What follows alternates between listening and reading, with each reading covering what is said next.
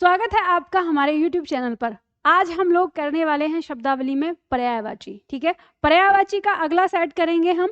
इससे पहले हम 2 सेट कर चुके हैं।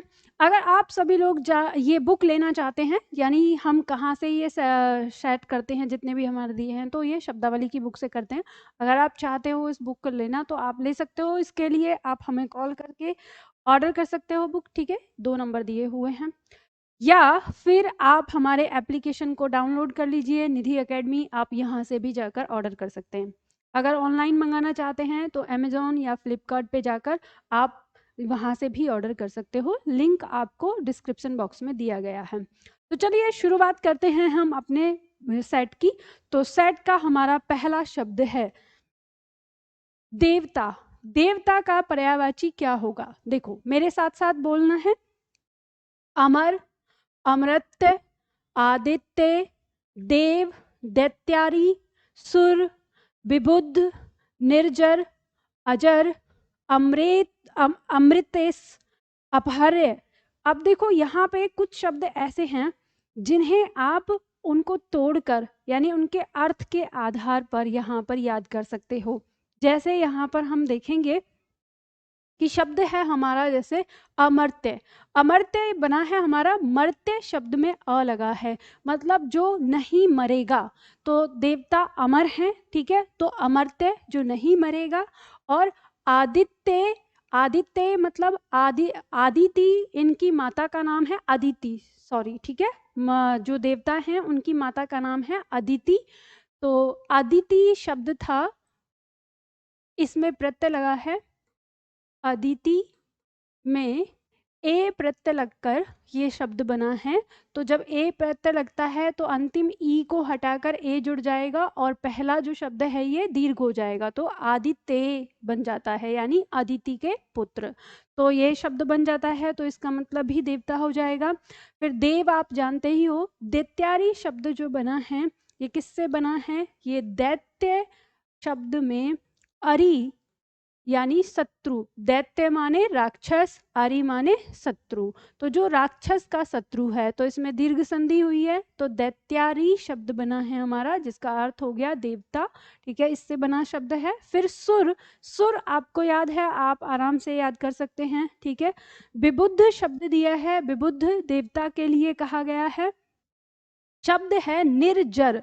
जर का मतलब होता है बूढ़ा होना, और निर्माने नहीं, जो कभी बूढ़ा नहीं होता। तो जो देवता हैं वो कभी बूढ़े नहीं होते, तो इसलिए निर्जर कह दिया जाता है देवताओं के लिए। फिर अजर, अजर शब्द भी बना है। जर माने बूढ़ा होना, अ माने नहीं, जो बूढ़ा नहीं होगा अजर बन जाता है। ठीक है, अब शब्द है अमृतेश। अमृत में ईश शब्द मिलाकर बनाया है अमृतेश। अमृतेश यानी अमृत का स्वामी, जो अमृत का स्वामी है, अमृतेश यानी देवता। और अपहर्य, अपहर्य का मतलब भी होता है, हर्य मतलब जो नष्ट नहीं होता, जो कभी नष्ट नहीं होता। तो इस तरह से देवता के पर्यायवाची हैं। अब इनके अर्थ को आप अपने ध्यान में रखेंगे तो आप इनको याद कर सकते हैं। ठीक है, आगे शब्द आता है हमारा अप्सरा।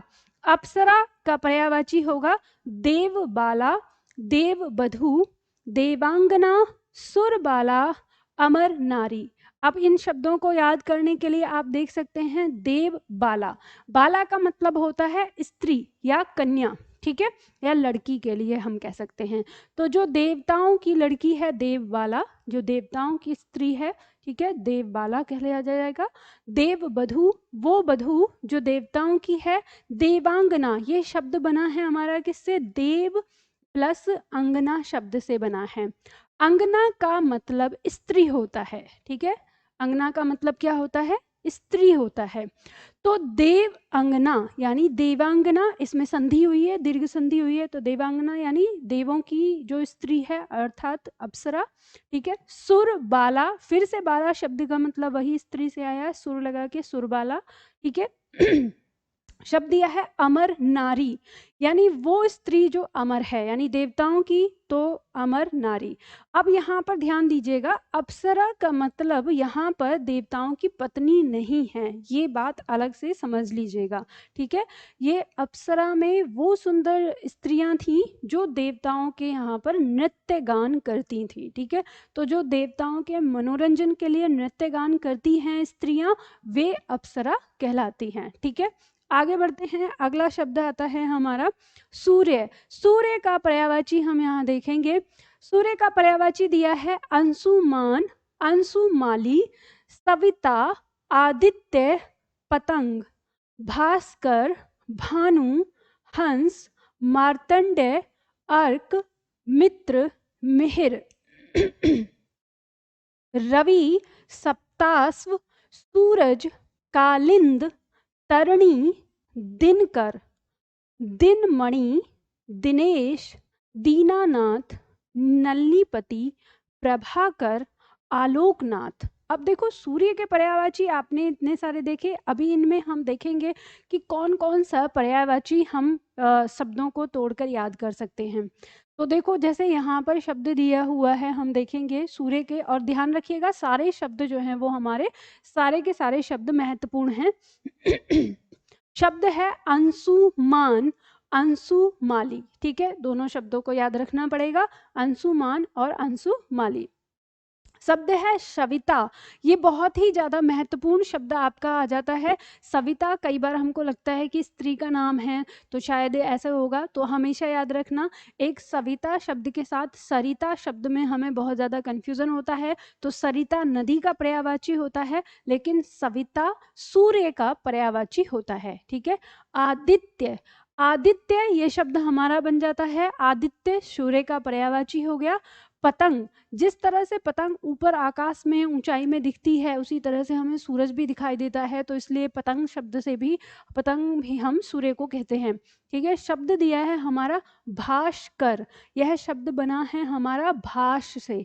भाष का मतलब होता है दिन, ठीक है, और कर माने करने वाला, ठीक है।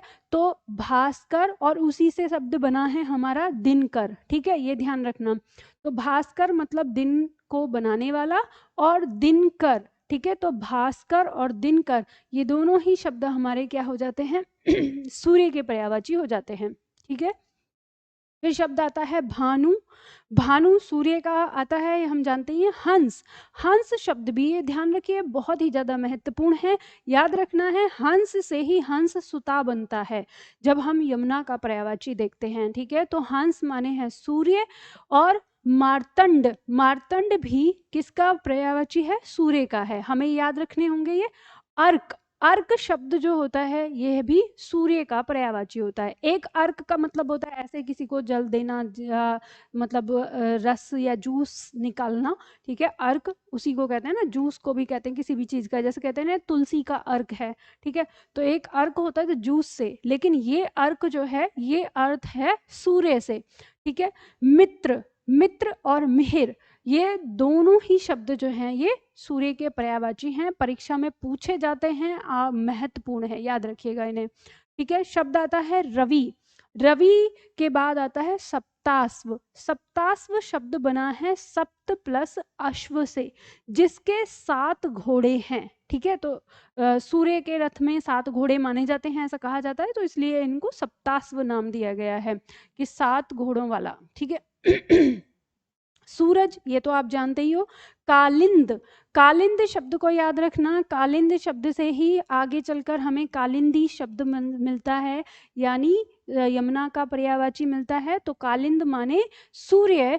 फिर शब्द है तरणी, ध्यान रखिएगा ये तरणी ऐसे भी करके आता है, तो ध्यान रखिए ये तरणी और तरणी इस तरह से रहेगा, इसका नाम होता है सूर्य, ठीक है, सूर्य का पर्यायवाची है, इसे याद रखिएगा।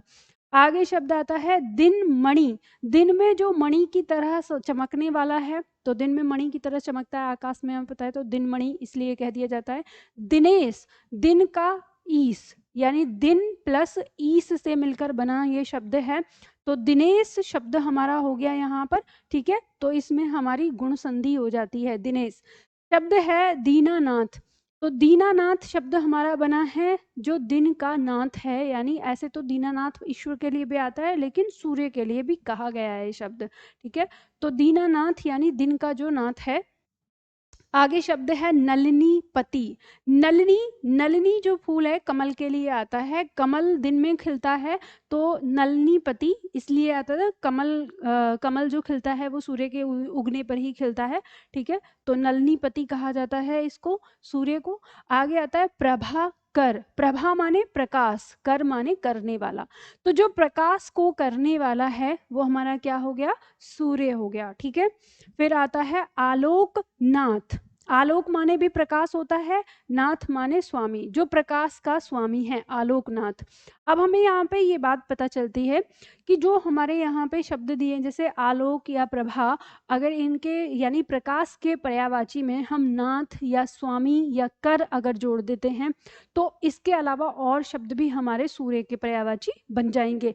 उसी तरीके से दिन के पर्यायवाची में अगर हम ईस या नाथ अगर जोड़ देते हैं तो भी सूर्य के पर्यायवाची बन जाते हैं। तो इस तरह से हम बहुत सारी चीजें यहाँ पे देखते हैं जो सूर्य के पर्यायवाची रहते हैं। और ध्यान रखिएगा जितने भी नाम यहाँ पे दिए हैं ये बहुत ही ज्यादा महत्वपूर्ण है आपकी परीक्षा के लिए, प्रत्येक नाम आता है। चलिए आगे बढ़ते हैं।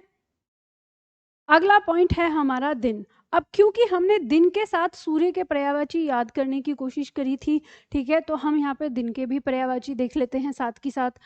तो यहाँ पे दिया हुआ है वासर, दिवा, अह, वार, दिवस, याम, रोज, भास्वर। अब ध्यान दीजिएगा ये सब के सब शब्द जो हैं वो दिन के पर्यायवाची हैं, याद रखिएगा इनको, अति महत्वपूर्ण हैं। इसमें एक शब्द है जो कंफ्यूजन पैदा करता है आपको भास्कर शब्द के साथ में, ठीक है। तो यहाँ पर देखिएगा शब्द बना है आपका भास में वर लगाकर बना है, ठीक है। वर मतलब होना, तो भास मतलब जो दिन होना, तो भास्वर दिन का पर्यायवाची हो गया। और जब आप कर लगा देते हैं तो भास यानी दिन को करना, तो सूर्य का पर्यायवाची हो जाता है, ठीक है। तो इस तरह से ध्यान रखिएगा, जब भी कभी इसको देखें तो ये अक्सर सूर्य के साथ भास्वर शब्द देकर आपसे पूछ लिया जाता है कि सूर्य का पर्यायवाची बताओ इसमें, है ना। तो कई बार कंफ्यूजन हो जाता है। तो भास्कर और भास्वर दोनों में अंतर रखिएगा। फिर आता है यमुना। अब क्योंकि हमने सूर्य के पर्यायवाची पढ़े हैं तो यमुना के पर्यायवाची अक्सर हम सूर्य के पर्यायवाची के साथ बनाते हैं, ठीक है। तो हम देखते हैं यहाँ पे सूर्य जा, जा माने होता है पुत्री, जो सूर्य की पुत्री है अर्थात यमुना, तो सूर्य जा। भानु जा, भानु यानी सूर्य जा यानी भानु की पुत्री, ठीक है, यमुना। सूर्य तन्या, तन्या मतलब ये पुत्री का पर्यायवाची आ जाता है, तो सूर्य की पुत्री अर्थात यमुना। तो हम यहाँ देखते हैं कि सूर्यजा, भानुजा, सूर्य तन्या, सूर्य पुत्री, कालिंद जा, ठीक है, कालिंदी, हंस सुता, रवि सुता, अर्कजा, यमी, यमानुजा, काल गंगा, अक्र, यम भगिनी, जमुना और कृष्णा। अब देखो यहाँ पे कैसे ये नाम बने हैं, इनको हमें याद रखना है। तो यमुना के पर्यायवाची में हम देखेंगे तो हमें यहाँ पे पता चलता है सूर्य जा, सूर्य की पुत्री, भानु जा, भानु की पुत्री, ठीक है, सूर्य तन्या, सूर्य की तन्या यानी पुत्री, सूर्य पुत्री, ठीक है, इससे याद रखेंगे। कालिंद, सूर्य का पर्यायवाची था, जा माने पुत्री, ठीक है, कालिंदी, ठीक है, फिर से सूर्य की पुत्री। हंस सूर्य का पर्यायवाची और सुता पुत्री का, तो हंस सुता यानी यमुना। रवि सुता यानी यमुना, ठीक है, रवि यानी सूर्य की पुत्री।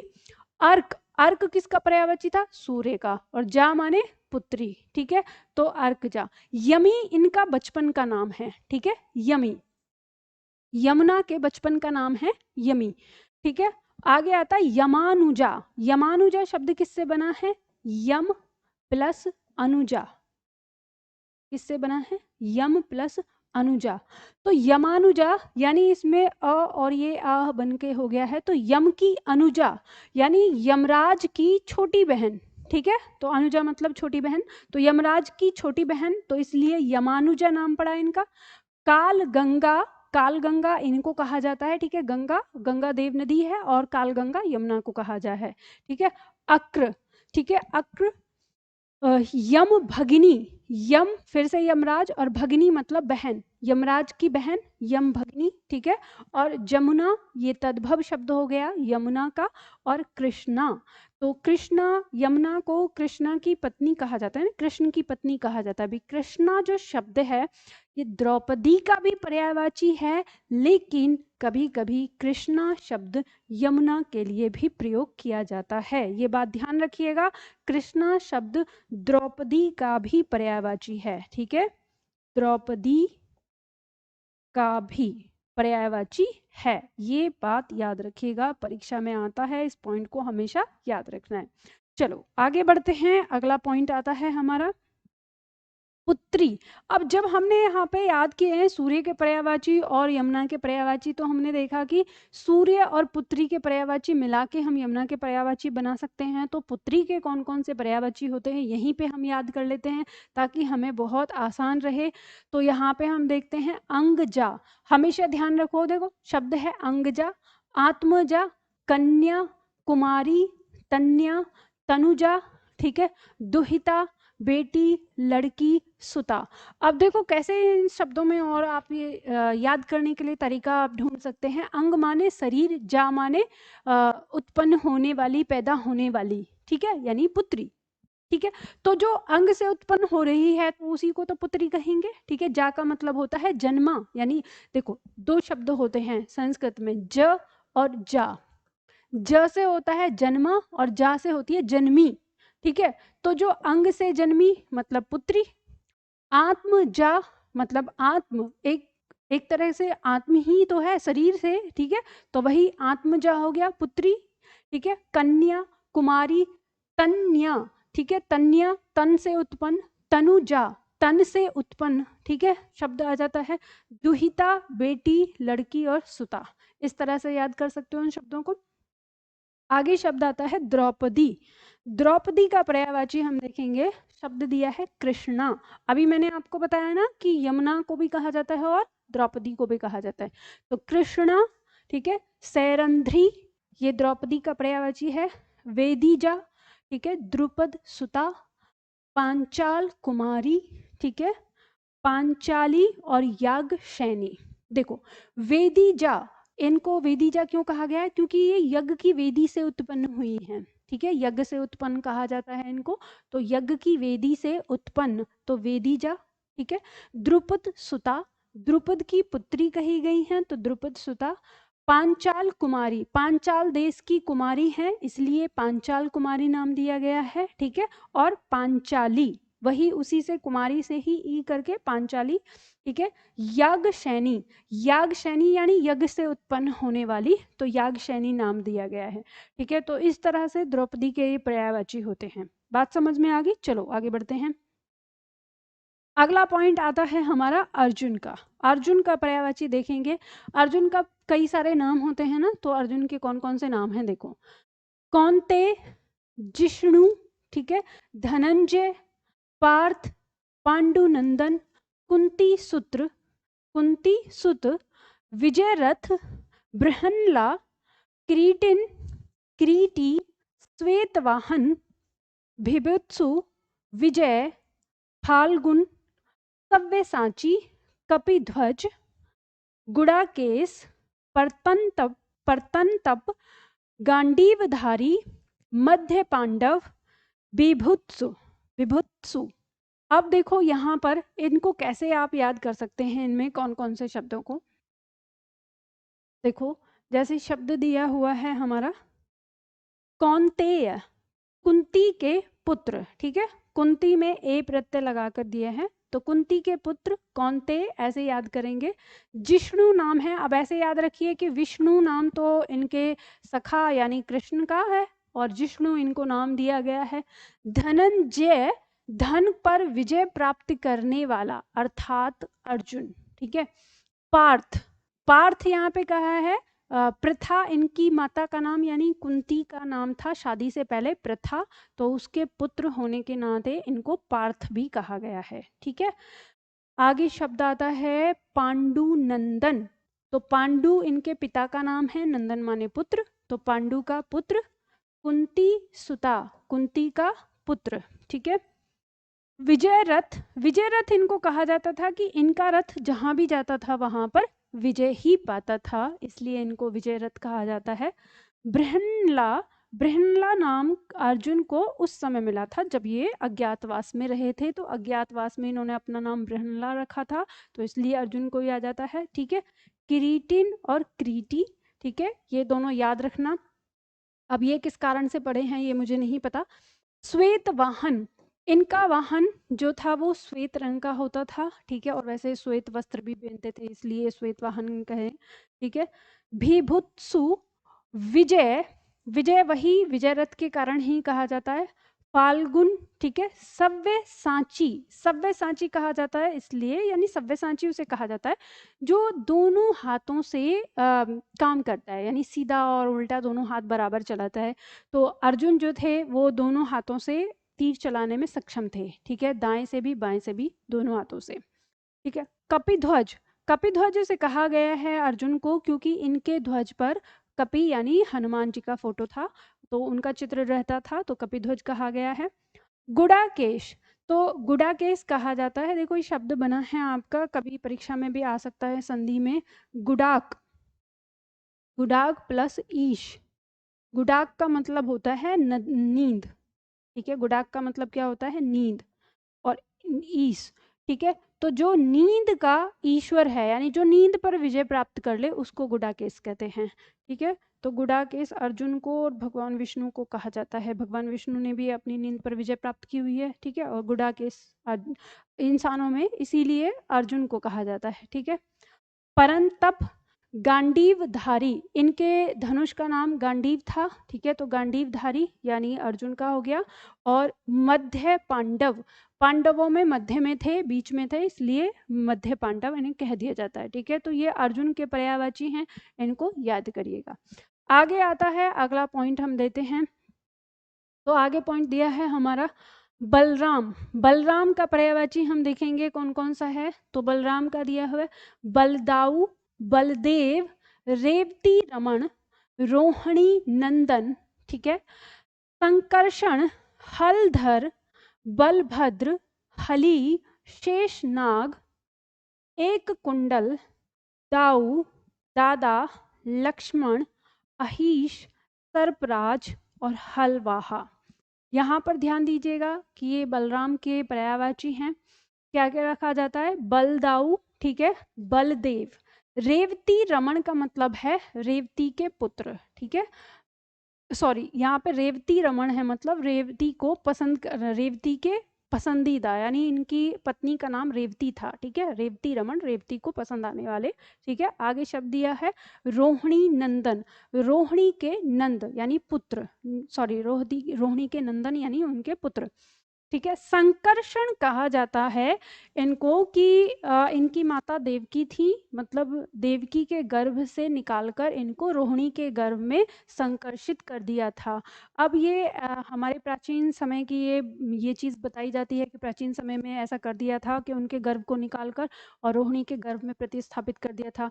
अब आप कहेंगे कि ये कैसे हो सकता है, ये कैसे संभव है, तो ये संभव है क्योंकि आधुनिक विज्ञान ने इस विधि को प्राप्त कर लिया है। आपने देखा होगा आधुनिक विज्ञान में ये ऐसा हो जाता है कि गर्भ एक गर्भ से निकाल के दूसरे गर्भ में प्रतिस्थापित किया जा सकता है। ठीक है, जिसे आप परखनली शिशु कहते हैं, वो प्रक्रिया जो है वो वही है, तो इसलिए इनका नाम संकर्षण कहा गया है कि इनको देवकी के गर्भ से रोहिणी के गर्भ में प्रतिस्थापित किया गया था, इसलिए इनका नाम संकर्षण कहा गया है, यानी उस विधि को संकर्षण कहा जाता था। हलधर, हल को धारण करने वाला, बलभद्र, बल यानी जिसके पास ताकत हो, ठीक है, हली वही हल को धारण करने वाला। शेषनाग के ये अवतार माने जाते हैं इसलिए इनको शेषनाग भी कहा गया है। एक कुंडल, ठीक है, दाऊ, दाऊ बोलते थे कृष्ण जी, कहते थे हमेशा दादा, दादा का मतलब बड़े भाई होता है, तो कृष्ण के बड़े भाई ना। लक्ष्मण, जो इन्होंने इससे पहले जो अवतार लिया था उसमें इनका नाम लक्ष्मण था, तो इसलिए लक्ष्मण भी बोल देते हैं। अहीश, यहाँ पे देखो शब्द बना है किससे, शब्द है अही, और अही प्लस ईश से बना है। ठीक है, ये जो शब्द दिया है ना अही, अहे मतलब होता है सांप, ठीक है, और ईश, तो ये हो गया अहीश बड़ी छोटी और बड़ी मिलकर बड़ी हो जाएंगी। अहीस मतलब सांपों का स्वामी, तो इसलिए अहीस बन जाता है। सर्पराज, सर्पों का राजा, ठीक है। हलवाहा, हल जिनका अस्त्र था, इसलिए इनका नाम हो गया हलवाहा, ठीक है। बात समझ में आ गई।